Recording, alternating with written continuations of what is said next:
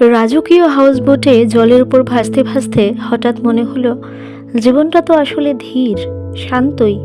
আমরাই সারাক্ষণ দৌড়ে বেড়াচ্ছি কেন বলুন তো। নমস্কার, আমি স্বস্তিকা। আমার সঙ্গে চলুন না ঘুরে আসি আলেপ্পি, ভারতের দক্ষিণে কেরালার এক অপূর্ব শহর, যাকে ভেনিস অব দ্য ইস্টও বলা হয়। অ্যারাবিয়ান সি এর নোনা জল আর মিঠে পাহাড়ি নদী মিলে তৈরি করেছে বিশাল এক লেক। এই লেক থেকে অসংখ্য খাল, নদী, লেগুন ছড়িয়ে গেছে, যার উপর ভাসছে এই স্বপ্নের হাউসবোটগুলো। এরই মধ্যে থেকে একটি বোট সারাদিনের জন্য ভাড়া করেছিলাম আমরা।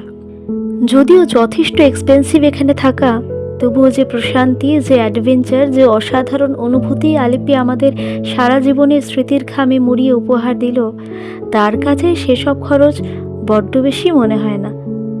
বিকেলের পরন্ত হলদে আলো যখন ব্যাকওয়াটারে জলে পড়ে, মনে হয় কেউ যেন সোনার পাত বিছিয়ে দিয়েছে। আমার বারবার মনে হচ্ছিল যেন রূপকথার কোনো রাজ্যে সোনার ভেলায় চেপে চলেছি। এই পথের গন্তব্যও আমি চাই না। বারবার সুবিশাল জলরাশি বিছানায় শুয়ে রুমের জানলা দিয়ে দেখতে দেখতে ভাবছিলাম, তাই তো, এমন স্থানই তো ঈশ্বর নিজের জন্য বেছে নেন।